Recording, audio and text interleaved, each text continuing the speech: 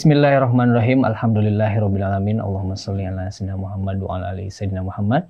Masih dipancarkan dari Jalan Masjid Silaturahim nomor 36 Kalimanggis, Ciwul, Bekasi, Radio Silaturahim dan juga Rasil TV untuk Islam yang satu. Assalamualaikum warahmatullahi wabarakatuh. Ikhwan akhwat yang dirahmati Allah, senang sekali di kesempatan ini kami bisa kembali menyapa ikhwan akhwat dalam program acara Renungan di bawah naungan Al-Quran. Bersama guru-guru kita, di sini telah hadir Ustadz Hussein Alatas, dan spesial di hari ini ada Ustadz Otong Surasman. Insya Allah, ikhwan akhwat, di kesempatan ini kita akan membahas tema mengenai ulumul Al-Quran ya, hikmah dan rahasia ayat dalam Al-Quran yang diawali dengan kul atau kulu saja. Baik ikhwan akhwat, kita awali dengan baca Al-Fatihah bersama yang dipimpin oleh Ustadz Hussein Alatas. Nanti selanjutnya pengantar dari Ustadz Otong Surasman. Kami persilakan Ustadz.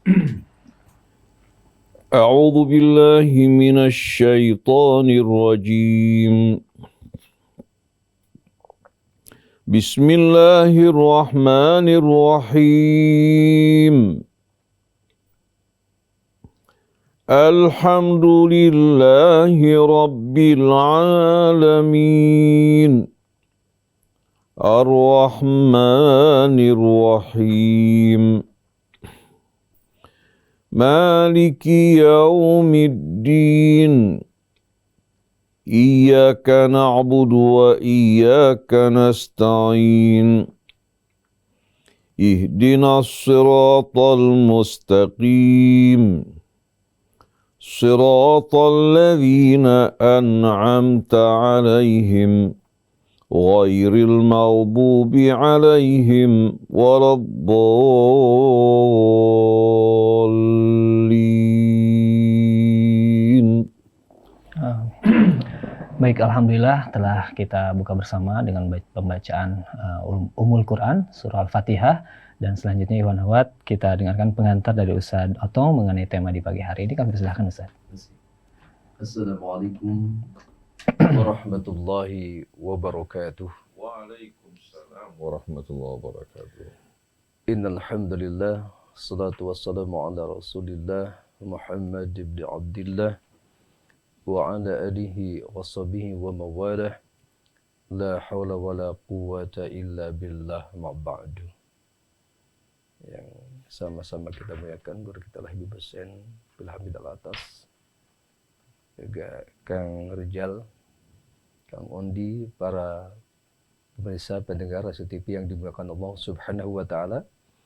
Alhamdulillahirabbil alamin, di pagi hari yang cukup cerah ini kita dapat berjumpa lagi dalam kajian yang sangat spesial ya, yaitu kajian Ummul Quran berbasis tafsir tematik yang memberikan tentunya pencerahan buat kita semua agar kita betul-betul melek kitab suci Al-Quran, sehingga betul-betul hidup kita, perjalanan kita diwarnai dengan kitab suci Al-Quran dan sunnah baginda Nabi Muhammad SAW. Pagi hari ini kita akan membahas tema yang sangat luar biasa, yaitu hikmah rahasia kata-kata ayat-ayat Al-Quran yang dimulai dengan kul ya. Katakanlah sebuah perintah. Apa maknanya? Apa rahasia di balik itu? Karena kalau kita perhatikan ya secara manawi, makna sekilas sepintas itu mengandung sesuatu yang sangat luar biasa ya. Termasuk pada surah-surah pendek, misalkan di akhir kitab suci Al-Quran, yaitu ada 4 ya yang dimulai dengan kul, yaitu surah Al-Kafirun, qul ya ayyuhal kafirun, qul huwallahu ahad, kemudian qul a'udzu birabbil falaq, qul a'udzu birabbin nas. Sepintas jarang dibahas ya oleh kita, tapi kali ini subhanallah ya, merupakan tentu suatu hal yang sangat istimewa buat kita semua.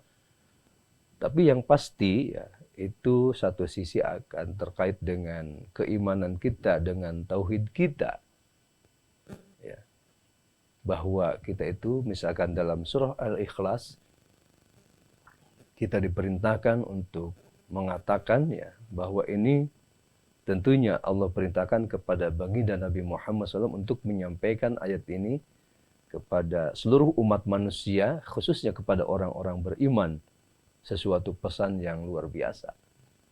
Salah satu contoh misalkan Qul huwallahu ahad. Katakanlah wahai Rasulullah ya, bahwa Allah itu Maha Esa, Allahus Somad. Itu kan sesuatu penegasan yang luar biasa, yaitu tentang keesaan Allah Subhanahu wa taala, bahkan diperintahkan melalui ayat ini agar manusia itu meminta memohon hanya kepada Allah Subhanahu wa taala. Karena kenyataannya ternyata manusia itu banyak yang meminta kepada selain Allah gitu ya. Nah, ini kan sesuatu hal yang tentunya sangat luar biasa ya, termasuk Qul a'udzu birabbil falaq, qul a'udzu birabbin nas ya. Karena ternyata kebanyakan manusia itu ya tertipu dengan godaan duniawi.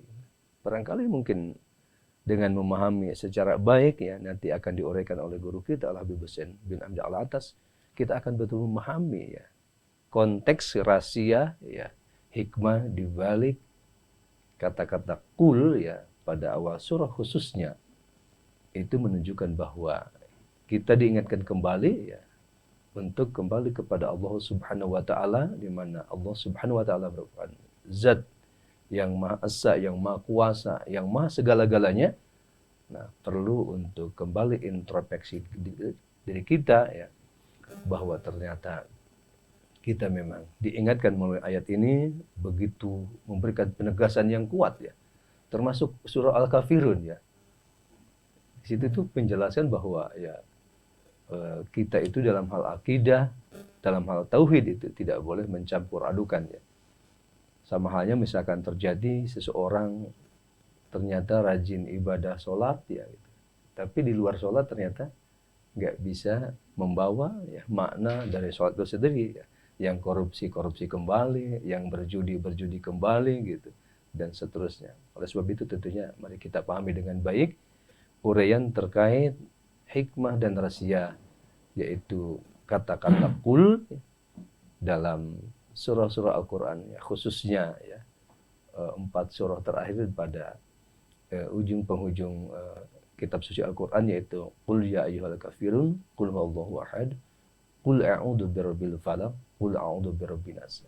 Untuk lebih luasnya tentang pemahaman kata ini, qul ini, kita mari dengarkan, simak oleh guru kita Al-Habib Husain bin Al-Hamid Al-Atas. Terima kasih. Assalamualaikum warahmatullahi wabarakatuh. Assalamualaikum warahmatullahi wabarakatuh. A'udzu billahi minasyaitonir rajim.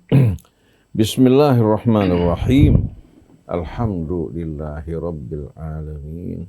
Hamdan katsiran thayyiban mubarakan fi kama yuhibbu rabbuna wa yarda. Allahumma salli ala Muhammadin wa ali Muhammad. Rabbana atina min ladunka rahmah wa hayyi' lana min amrina rasyada.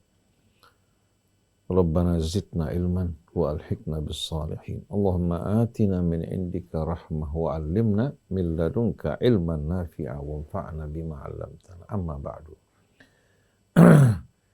Ikhwan akhwat, pendengar pemirsa radio TV Silaturahim yang dirahmati Allah. Begitu pula yang menemani kita pagi hari ini, Dr. Otong Sulasman, Kang Rizal, Andi, bersama seluruh kerabat kerja di studio, Fauzan, seluruh keluarga besar radio Silaturahim, kaum muslimin dan muslimat. Begitu pula ikhwan akhwat, saudara saudari, seayah dan seibu yang sama, yang sama-sama sedang menjalani ujian, dan kelak kita semua akan dikumpulkan di hadapan Allah Subhanahu wa taala. Maka marilah bersama-sama kita berjuang untuk kembali kepada Allah Subhanahu wa taala dengan seutuhnya, lurus untuk menggapai keselamatan dan kebahagiaan di hari akhir. Saya ucapkan salamullahi alaikum jami'an wa rahmatullahi wa barakatuh. Allah Subhanahu wa taala menurunkan kitabnya bukan hanya sekedar untuk dibaca dengan suara yang indah, bukan hanya untuk dihafal dan kita baca pada saat mendirikan sholat, tapi Al-Quran yang Allah turunkan bagi kita dan Allah perintahkan kita untuk membacanya baik dalam sholat maupun di luar sholat, agar kita menyatu dengan ayat-ayat Al-Dzikril Hakim yang Allah jadikan sebagai pedoman hidup bagi kita, dan dia merupakan bahagian dari rukun Islam kita. Dan kelak di hari kemudian nanti Al-Quran akan menjadi timbangan amal kita. Al-Quran akan menjadi timbangan amal kita. Karena Allah namakan Al-Quran sebagai mizan, sebagai neraca, referensi bagi kita, dan tolak ukur untuk mengukur mana yang benar dan salah, dan juga kelak Al-Quran yang merupakan buku yang menerangkan mengenai kurikulum kehidupan kita. Maka di hari akhir nanti Allah akan memeriksa amal kita sesuai dengan apa yang telah Allah ajarkan dalam kitabnya. Sebagaimana anak-anak kita yang sekolah, baik di SD, di SMP, SMA, mereka akan menjalani ujian dari apa yang mereka telah pelajari. Oleh karena itu dalam surat Al-A'raf Allah berfirman, wal waznu yauma idzinil haq. Dan timbangan di hari kemudian nanti adalah al-haq. Dan kita tahu bahwasannya al-haq ini merupakan monopoli Allah. Al-haqqu min rabbika fala takunanna minal dan yang selalu menjadi pembicaraan ketika Allah menyebutkan al-haq adalah kitab sucinya yang berisikan kebenaran yang pasti dan mutlak. Kalau kebenaran yang ditemukan manusia atau difahami tidak bersifat mutlak, masih terus mengalami pengembangan. Oleh karena itu, kata shawab lebih tepat digunakan untuk penemuan manusia. Kata shawab bisa mungkin khata, salah. Tapi kalau hak, lawannya adalah batil.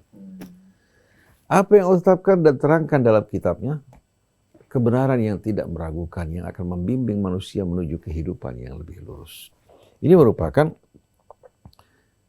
keimanan yang kita imani dalam sanubari kita, bukan hanya pendapat. Kalau pendapat bisa berubah-ubah. Kita bisa berbeda pendapat, tapi kalau iman merupakan hal yang kita yakini kebenarannya tanpa keraguan sedikit pun. Yang kita imani, kitab yang datang dari Allah yang berisikan kebenaran yang mutlak. Nah, kebenaran ini bukan hanya sekedar untuk kita baca, tapi untuk kita jadikan sebagai referensi dan pedoman hidup kita. Maka di hari akhir nanti Allah terangkan wal waznu yauma idzinil haq, dan timbangan pada hari tersebut adalah al-haq. Faman thaqulat mawazinuhu faulaika humul khasirun. Faulaika humul muflihun.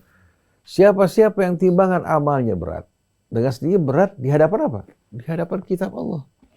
Begitu amalnya sesuai dengan kitab Allah, maka timbangannya akan apa? Berat. Tapi di saat amalnya bertentangan dengan kitab Allah, walaupun membawa tumpukan amal, tapi kalau tidak sejalan dengan kitab Allah, maka timbangan tidak akan bergetar sedikit pun. Karena yang Allah jadikan sebagai buku ujian adalah Al-Quran, bukan buku yang lain. Betul tidak?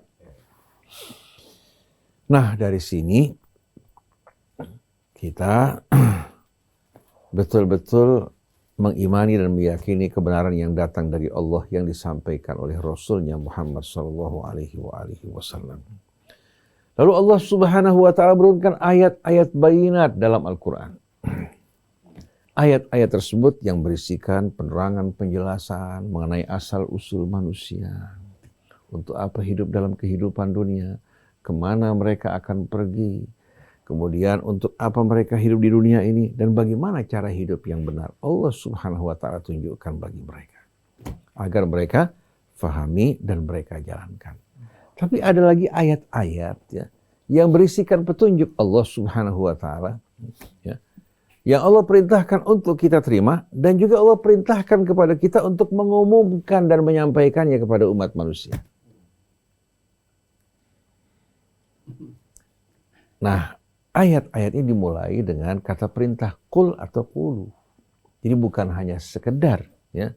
Allah perintahkan untuk kita mengimani bahwa Allah itu ahad, Allah itu samad, Allah juga lam yalid walam yulad walam yakun lahu kufuwan ahad. Tapi Allah perintahkan kita juga sebagaimana Allah perintahkan Rasulnya untuk mengumumkan hal ini. Untuk mengumumkan, artinya sebagaimana Rasul dulu diperintahkan oleh Allah ya, untuk mengumumkan hal ini di hadapan kesyirikan dan kejahiliahan.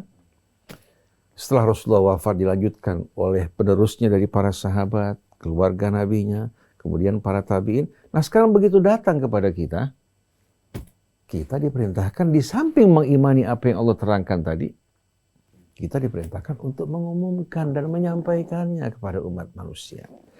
Kalau setiap mukmin melakukan hal ini, kira-kira bagaimana hasilnya? Suaranya tidak akan sumbang.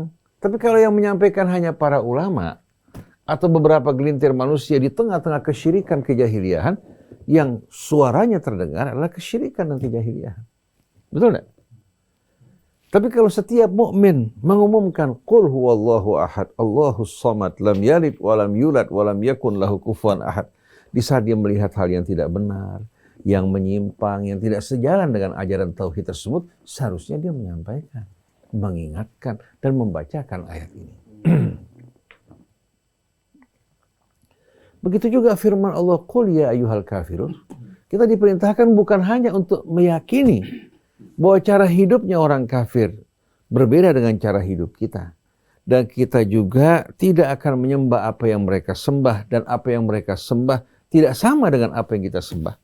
Bukan hanya itu, tapi Allah perintahkan kita juga untuk mengumumkan hal ini. Sebagaimana yang dilakukan Nabi kita Muhammad SAW di hadapan kaum musyrikin, ketika mereka mengajak Nabi untuk melakukan toleransi, sehari beribadah menyembah Tuhan mereka, dan mereka juga sehari akan menyembah Tuhan kita, Allah turunkan ayat ini, qul ya ayyuhal kafirun. Betul tidak? Artinya di hadapan kekafiran, kesyirikan, kita tidak boleh sama sekali bersikap toleran. Jangan kita mengambil jalan tengah. Tapi di luar ini bersikap baik terhadap mereka, berlaku adil, juga menolong mereka yang membutuhkan. Selagi mereka tidak memerangi kita dalam agama kita, itu merupakan keharusan. Paling tidak mereka saudara dengan kita, seayah, seibu, sesama manusia. Tapi dalam prinsip dan keyakinan ini tidak boleh kita bersikap toleransi. Qul ya ayyuhal kafirun. Tegas enggak? Nah ayat ini bukan berarti ayat-ayat yang memerintahkan kita untuk bersikap kasar, arogan, aniaya terhadap mereka yang berbeda. Tidak. Tapi menegaskan pendirian kita. Menegaskan pendirian kita. Di samping menegaskan pendirian kita juga, kita mengajak mereka juga untuk sama-sama mengikuti kebenaran. Kalau mereka tidak menerima, lakum dinukum waliyadin. Indah enggak? Oleh karena itu suratul kafirun bersama suratul ikhlas. Dua surah ini sering dibaca oleh Nabi kita, baik dalam sunnatul fajri, dalam sholat-sholat sunnah beliau, bahkan dalam sholat yang wajib. Dan selalu dimulai dengan suratul kafirun, setelah itu dilanjutkan dengan suratul ikhlas, yang dua-duanya dimulai dengan qul. Artinya orang kalau berakal, berfikir, dan hatinya betul-betul merenung, dia akan memahami bahwa ayat-ayat dalam surah ini bukan hanya memerintahkan kita untuk mengimaninya, tapi juga memerintahkan kita untuk menyampaikannya dan mengumumkannya. Dan suratul kafirun bersama suratul ikhlas, sepasang surah ini sebetulnya merupakan penjelasan dari la ilaha illallah. Dimulai dengan la ilaha illallah, artinya menafikannya seluruh uluhiyah dari selain Allah Subhanahu wa taala. Bukan hanya menafikan, tapi kita buktikan dalam hidup kita bahwa kita tidak akan menyembah kecuali hanya Allah. Oleh karena itu, perbanyaklah kita membaca dua surah ini, dan hendaknya juga kita membacakan dan mengingatkan kepada saudara-saudara kita. Dan kita ingin setiap orang mukmin ya, menunjukkan pendiriannya, bukan berhadapan dengan orang-orang yang tidak beriman. Dia melakukan toleransi yang tidak dibenarkan oleh Allah Subhanahu wa Ta'ala. Oleh karena itu, mengapa kita menolak untuk mengucapkan selamat Natal? Walaupun kita dibolehkan membantu mereka yang butuh, membantu mereka yang susah. Seandainya salah seorang dari mereka memohon bantuan pada kita, bersedih ingin berlebaran, mereka tidak memiliki sama sekali uang, kita boleh membantu. Tapi mengucapkan selamat Natal berarti kita apa? Mengakui pendirian mereka, mengakui keyakinan mereka. Karena arti Natal itu selamat atas lahirnya Yesus Kristus sebagai anak Tuhan. Tapi kalau mereka mengatakan kami akan memperingati Nabi dan Rasul Isa ibnu Maryam, kita siap bersama-sama. Betul nggak? Tapi alamat peringatan ini bukan memperingati lahirnya seorang Rasul dan seorang Nabi, tapi memperingati lahirnya Yesus sebagai anak Tuhan. Ini tidak mungkin kita terima. Kalau kita toleransi dalam hal ini, berarti kita melanggar apa-apa yang Allah Subhanahu wa Ta'ala larang atas kita semuanya. Jadi coba Ustaz Otong bisa bayangkan, Kang Riza dan lain-lainnya, kalau setiap mukmin menegaskan pendiriannya, mudah nggak kira-kira orang seperti ini untuk dipengaruhi? Yang terjadi sekarang, orang kumpul mengadakan Natal bersama, mengikuti gaya hidup mereka yang berbeda dengan gaya hidup yang Allah ajarkan dalam Al-Quran.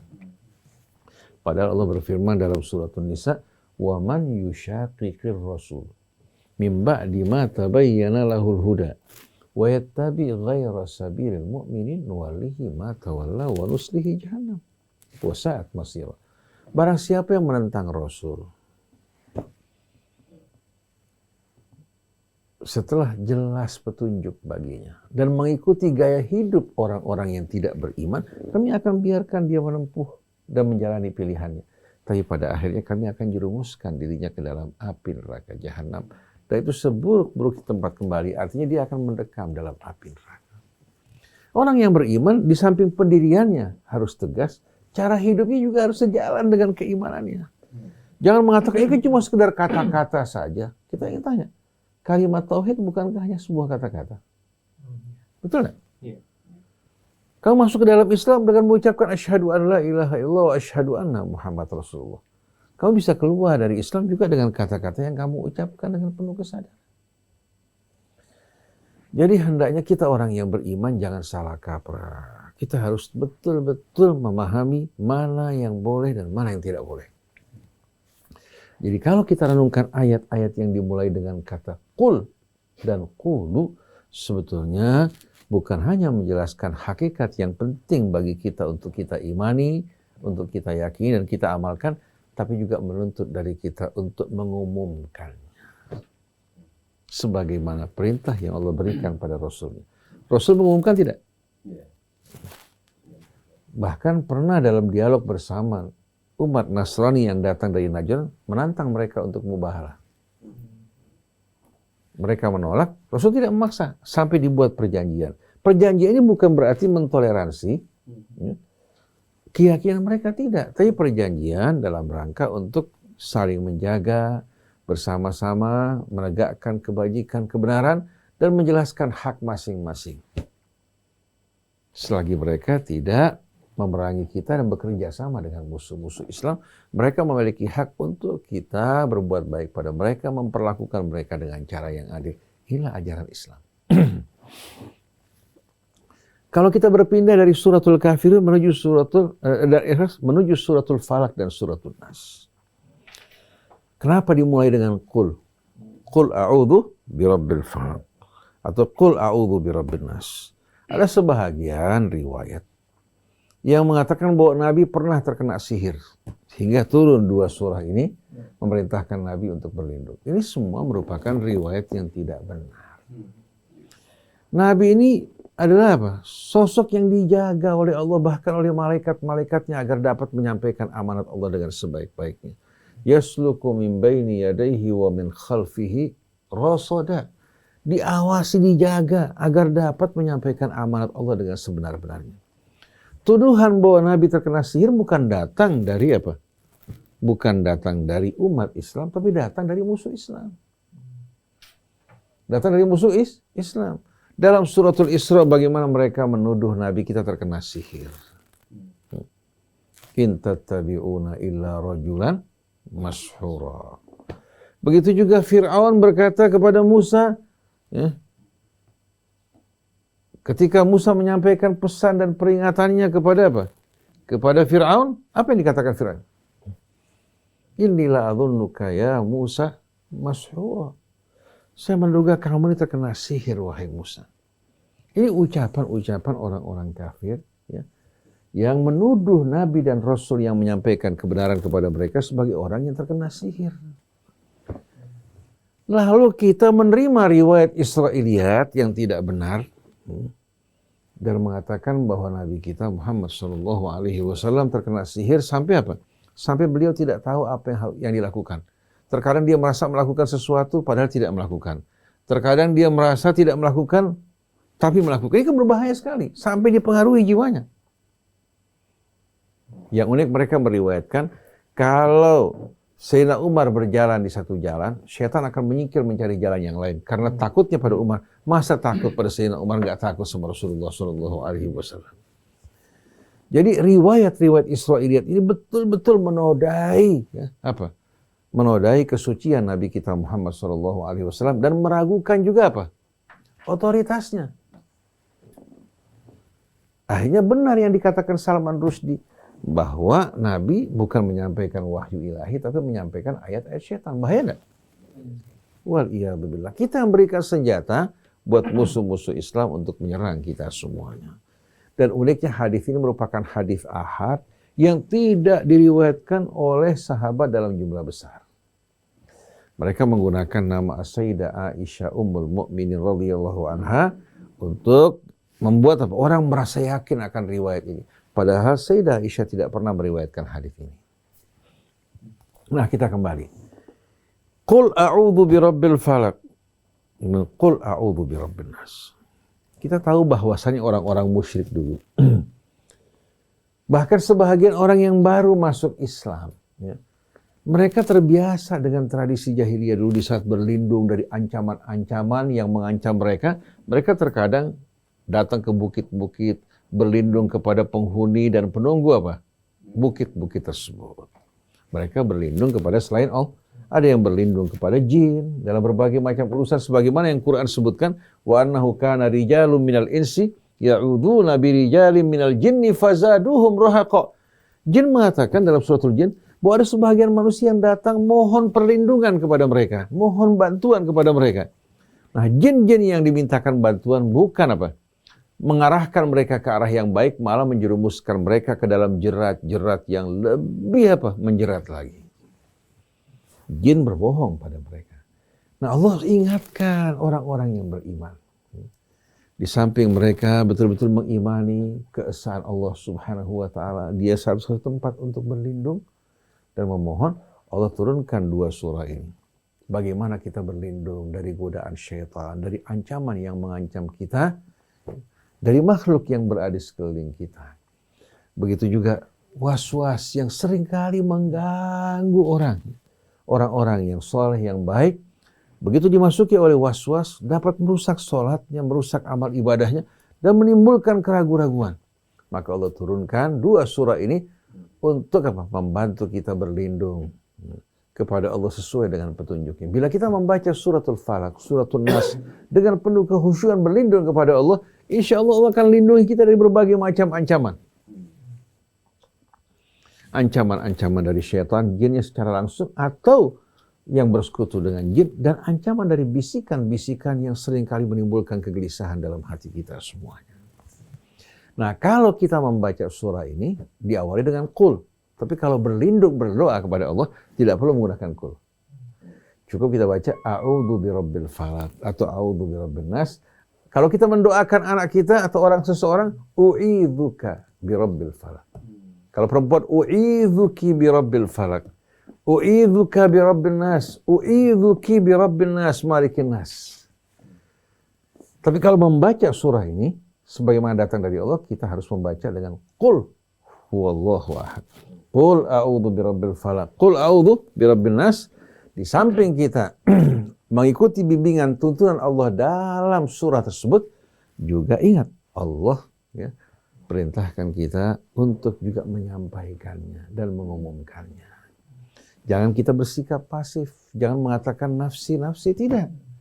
Tapi kita makhluk sosial yang wajib untuk bekerja sama, wa tawassaw bil haqqi wa tawassaw bis sabri.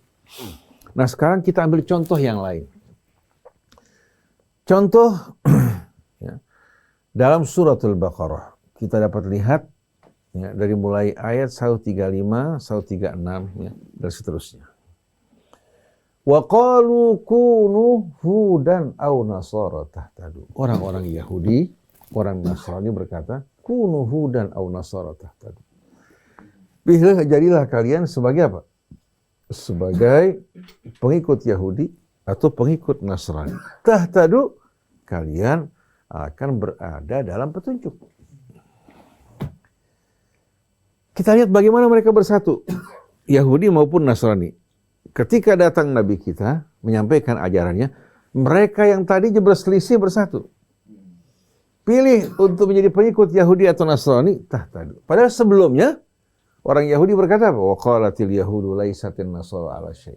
Wa qalatin nasara laisatil yahudu ala syai'. Wa hum yatluna al-kitab. Orang Yahudi bilang orang-orang Nasrani enggak ada apa-apanya. Orang Nasrani juga mengatakan orang Yahudi tidak ada apa-apanya. Padahal mereka membaca kitab Allah. Nah, pada ayat ini kita lihat bagaimana begitu mereka menghadapi kebenaran yang disampaikan oleh Nabi kita Muhammad SAW. Mereka menolak karena tidak sejalan dengan hawa nafsu mereka. Mereka bersatu. Wa qalu kunu hudan aw nasara tahtadu. Qul bal millata Ibrahim hanifa wa ma kana minal musyrikin. Kita lihat. Qul.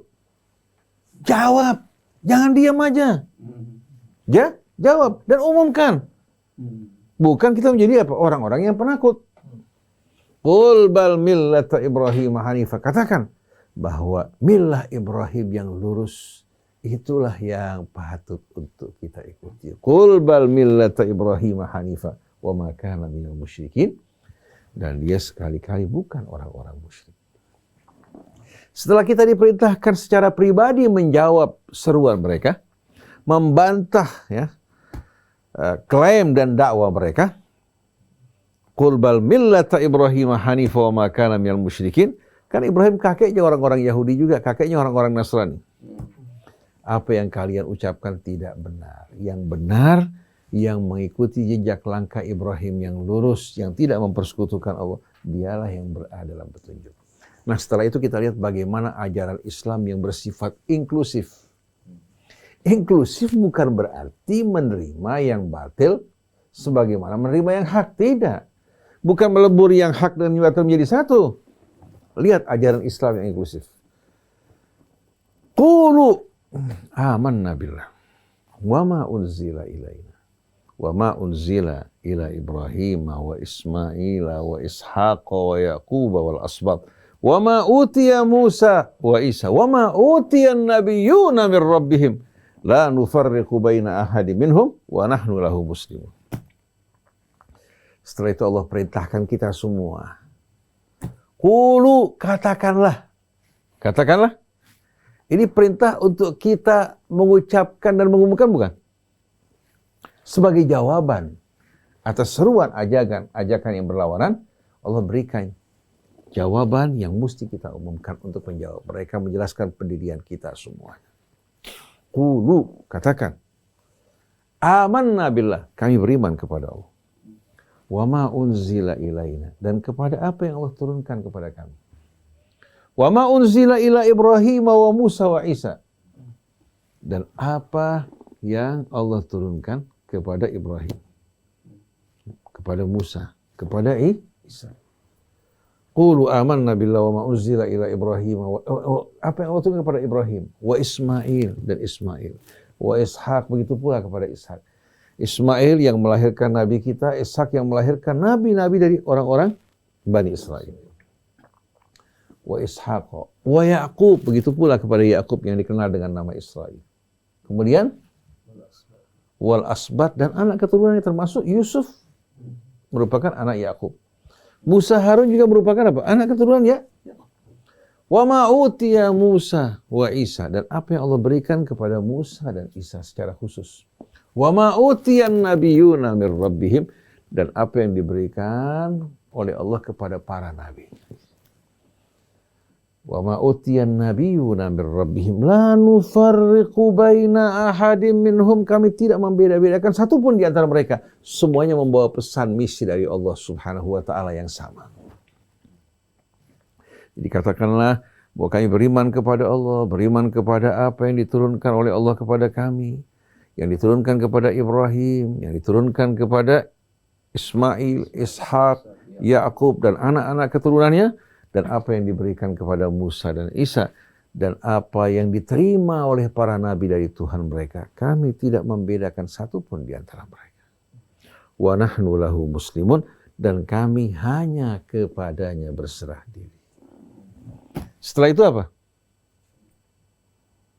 Fa'in amanu bimithli ma amantum bihi faqad ihtadaw. Kalau mereka beriman sebagaimana keimanan kalian yang bersifat inklusif, mengimani semua nabi rasul yang datang dari Allah tanpa melihat latar belakang mereka, suku mereka, fa'in amanu bimithli ma amantum bihi faqad ihtadaw, berarti mereka telah berada dalam petunjuk Allah, bukan yang fanatik Nasrani, yang fanatik Yahudi, yang fanatik Syiah atau Sunnah, Persis atau Muhammadiyah atau NU, tidak, tapi yang berserah diri pada Allah. Jadi kita semua disatukan oleh nama Islam, dan kita semua bersama-sama berserah diri pada Allah. Ini yang berada dalam petunjuk Allah. Tapi yang berfanatik pada kelompok golongan ini nggak ada bedanya dengan mereka yang berfanatik pada Yahudinya maupun Nasraninya. Fa in amanu bimithli ma amantum bihi faqad ihtadaw wa in tawallaw fa innama hum fi shiqaq. Kalau mereka menolak, berpaling, berarti mereka menentang, membangkang. Fasayakfikahumullahu wa huwas samiul alim. Allah akan melindungi kamu, ya. Dan Allah Maha mendengar lagi Maha tahu. Setelah itu Allah umumkan jalan hidup ini nih, yang tadi disebutkan, yang bersifat inklusif tadi, sibghatullah, adalah celupan Allah atau uniform Allah. Langsung apa? Kembali kepada celupan yang Allah Subhanahu wa taala berikan buat kita. Wa man ahsanu minallahi sibghah wa nahnu lahu abidun. Siapakah yang celupannya lebih baik daripada celupan Allah? Dan kami hanya kepadanya berserah diri dan mengabdi kepada Allah. Ini kan celupan menyatukan bukan hanya kita sesama umat Islam, umat Nabi kita, tapi dengan umat-umat sebelumnya. Tidak membatasi iman kita hanya pada Nabi Muhammad, tapi pada Isanya, Yahyanya, Zakaria, dan Nabi-Nabi sebelumnya. Lintas bangsa, ya, lintas ras, ya, lintas waktu. Apa ini bukan merupakan satu ajaran yang amat indah? Betul tidak? Kita lihat dari ayat-ayat ini dan seterusnya begitu indah, luar biasa. Nah, kita pindah ke dalam suratul Imran juga sama. Dalam suratul Imran Allah berfirman apa?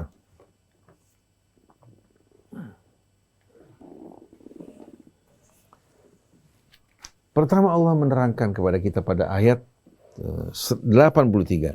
Afa ghaira dinillahi yabghun walahu aslama man fis samawati wal ardi tau'an wa karhan wa ilaihi yurja. Apa selain dari agama Allah mereka cari dan mereka ikuti?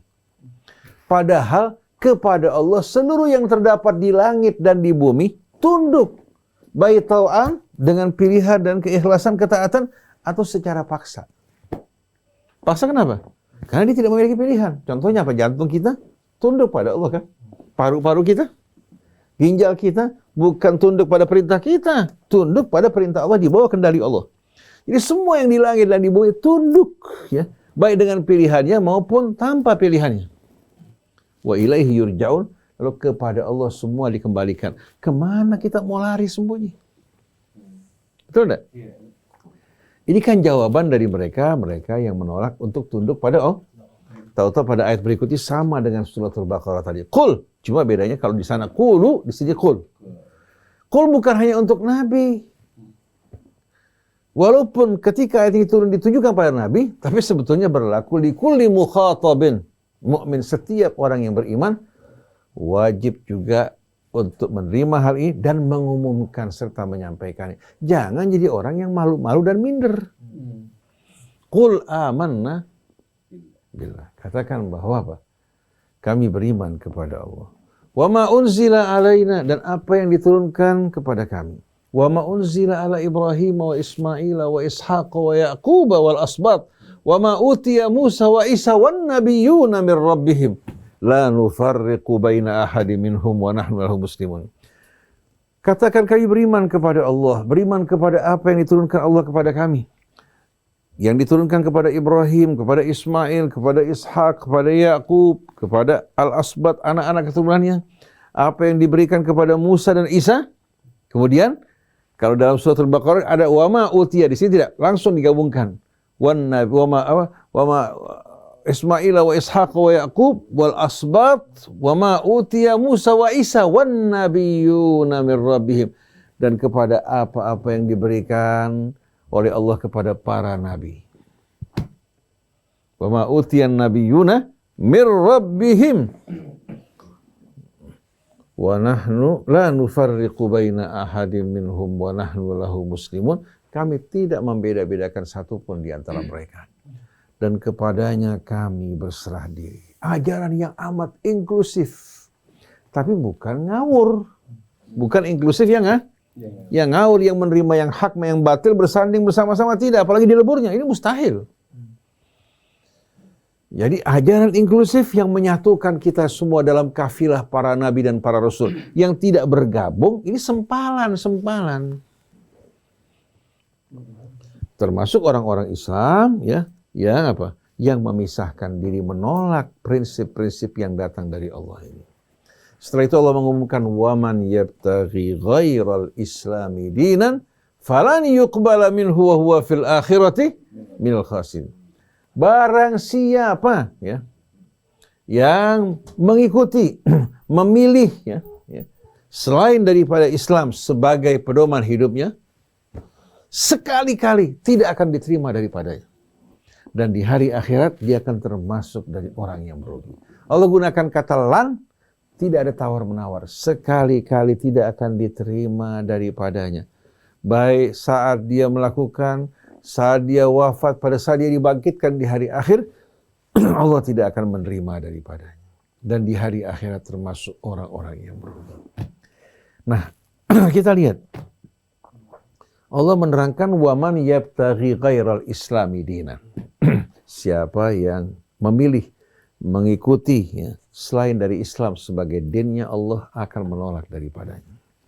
Nah, saya mau bertanya sebetulnya, agama kita ini Syiah atau Sunnah? Islam. NU atau Muhammadiyah atau Persis? Islam. Kalau Islam kenapa nggak bersatu? Betul nggak? Kita bukan bersatu dalam Syiah, bukan bersatu dalam Sunnah, bukan bersatu dalam NU Muhammad, bersatu dalam Islam. Jadi mari setiap kelompok mendidik anak-anak dan pengikutnya untuk berserah diri kepada Allah, lalu kita berlomba-lomba dalam kebaikan. Bukan justru masing-masing menarik kelompok orang untuk masuk dalam kelompoknya. Jadi kita lihat di sini ada kata kul. Sebelumnya ada kulu, kita lihat ya. Artinya kita bukan hanya berdiam, bersikap pasif, acuh tak acuh, tapi umumkan dong. Jangan yang diumumkan justru apa? Doktrin kelompok sama golongan. Seharusnya di setiap mimbar kita semua diingatkan bahwa kita merupakan satu keluarga besar, umat manusia yang berserah diri pada Allah. Inna hadhihi ummatukum ummatan wahidah. Hadhihi di sini menunjuk kepada kisah para nabi sebelumnya sampai kepada nabi kita. Jadi hadhil umat ini bersama umat nabi kita satu umat. Dan Tuhan mereka adalah Allah. Jelas dari sini? Jelas. Begitu juga dalam surah Al-Imran, Allah berfirman dalam suratul Imran. Qul ya ahlal kitab. Qul ya ahlal kitab. Ayat berapa? Ayat 64.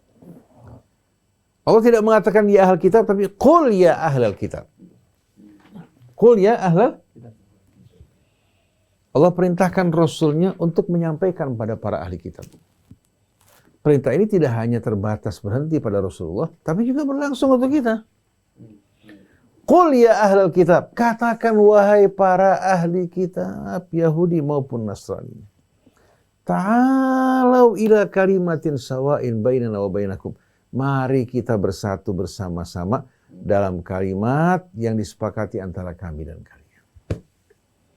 Karena ini merupakan ajaran utama para nabi. Allah na'budu illallah. Bahwa kami tidak menyembah kecuali Allah. Wala nusyrika bihi syai'a, dan kami tidak mempersekutukan Allah dengan sesuatu apapun. Wala yattakhidha ba'duna ba'dhan arbaba min dunillah, dan jangan sebagian kita mengangkat sebagian lain sebagai rob selain dari Allah.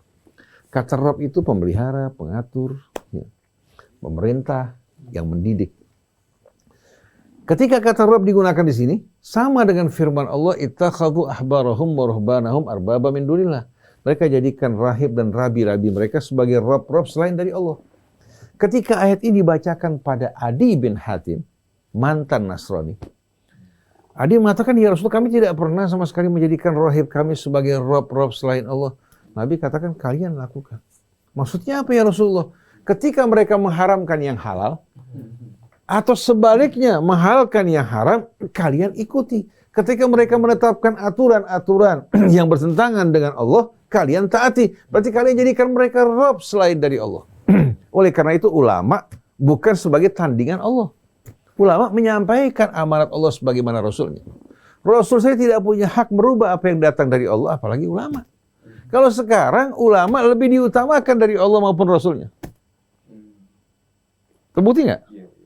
Di mana ucapan ulama lebih diutamakan dari firman Allah dan Rasulnya, walaupun tahu jelas-jelasan bertentangan dengan kitab Allah dan sunnah Rasulnya, mereka bilang ulama kita lebih tahu tentang kitab Allah maupun sunnah Rasul. Jadi wahai para ahli kitab, mari kita berkumpul bersatu bersama-sama dalam kalimat yang disepakati antara kita. Kita tidak menyembah kecuali Allah. Kita tidak mempersekutukan Allah dengan sesuatu dan tidak menjadikan sebahagian kita sebagai rob yang diikuti selain dari Allah. Fa'in tawallau, kalau mereka menolak dan berpaling, bukan tugas kita memaksa apalagi memerangi mereka. Faqulu syahadu bi anna muslimun, katakan, umumkan bahwa kami adalah orang-orang yang berserah diri pada Allah. Berarti bukan hanya kita mengimani prinsip ini, tapi kita diperintahkan untuk mengumumkan dan mengajak. Mengumumkan dan mengajak. Kalau mereka menolak, bukan perangi mereka. Katakan pada mereka bahwa kami orang-orang yang berserah diri pada Allah Subhanahu wa ta'ala. Ini ajaran yang inklusif. Sama dengan lakum dinukum waliyadin. Kalau kita perhatikan kata qul dan mushtaqatnya yang berasal dari kata tersebut, dalam Al-Quran terdapat 332. 332 tempat. Nah, cuma yang berhubungan dengan kajian kita di sini yang berisikan perintah qul dan qulu, ya, yang menjelaskan dan menerangkan bahwa kita Allah perintahkan untuk kembali melanjutkan peran Nabi dan Rasul. Sebagaimana mereka menyampaikan amanat Allah setelah kepergian mereka. Allah jadikan umat Nabi kita sebagai khairul ummah. Kenapa? Karena mereka melanjutkan misi Rasul, ta'muruna bil ma'ruf wa tanhauna 'anil munkar. Ini merupakan misi yang amat mulia bagi siapa yang melakukan dengan ikhlas. Allah akan kumpulkan mereka di barisan terdepan bersama para nabi dan para rasul. Jadi kalau kita renungkan sama-sama dalam ayat-ayat suci Al-Quran, seringkali Allah Subhanahu wa ta'ala, ya, dalam ayat-ayatnya memerintahkan kita dengan kata qul dan qulu, ya, untuk menjawab dengan lantang. Karena ini masalah pendirian dan prinsip dan merupakan apa? Pokok dari ajaran Islam. Jangan kalian berdiam, membiarkan yang salah-salah, tapi umumkan. Kecuali pada saat orang terancam nyawanya, dia berdiam, dia meninggalkan majelis. Itu yang dinamakan takhiyah. Tapi kalau tidak, yang mengherankan di negeri kita yang umat Islamnya mayoritas berubah. Dalam sikap pendiriannya mirip dengan pendirian minoritas. Tidak punya keberanian untuk menyatakan yang benar. Padahal Allah memerintahkan untuk mengumumkan. Oleh karena itu kita merasa heran betul-betul menyaksikan tokoh-tokoh Islam, ulama-ulama Islam berusaha untuk memerintahkan para pengikut mereka bersikap toleransi pada apa-apa yang dilarang oleh Allah Subhanahu wa taala. Kalau mereka mau toleransi, keluarkan uang mereka membantu orang-orang yang susah dari mereka. Membangunkan tempat-tempat kediaman, menegakkan keadilan pada mereka, silahkan. Itu perintah Allah. Tapi kalau dia yang seharusnya berpendirian tegas dalam prinsip-prinsip yang jelas, tahu-tahu dia melakukan toleransi, maka dengan sendirinya dia keluar dari barisan Allah. Kita berikan contoh sebagai contoh.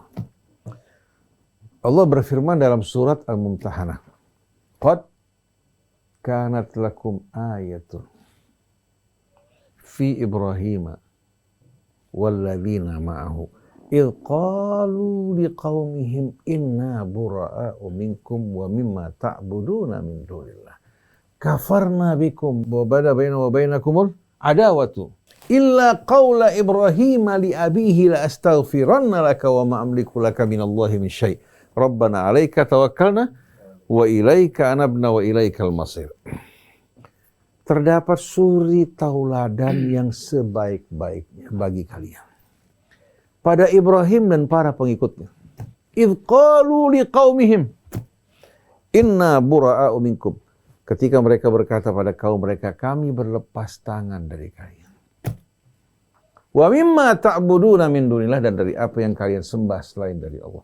Wa bada bainana wa bainakumul adawatu wal baghdha'u abadan hatta tu'minu billahi wahdah. Wa bada bainana wa bainakumul adawatu wal baghdha'u abadan hatta tu'minu billahi wahdah. Dan nampak di antara kita kebencian dan permusuhan. Kebencian permusuhan terhadap apa-apa yang mereka jalani yang tidak benar.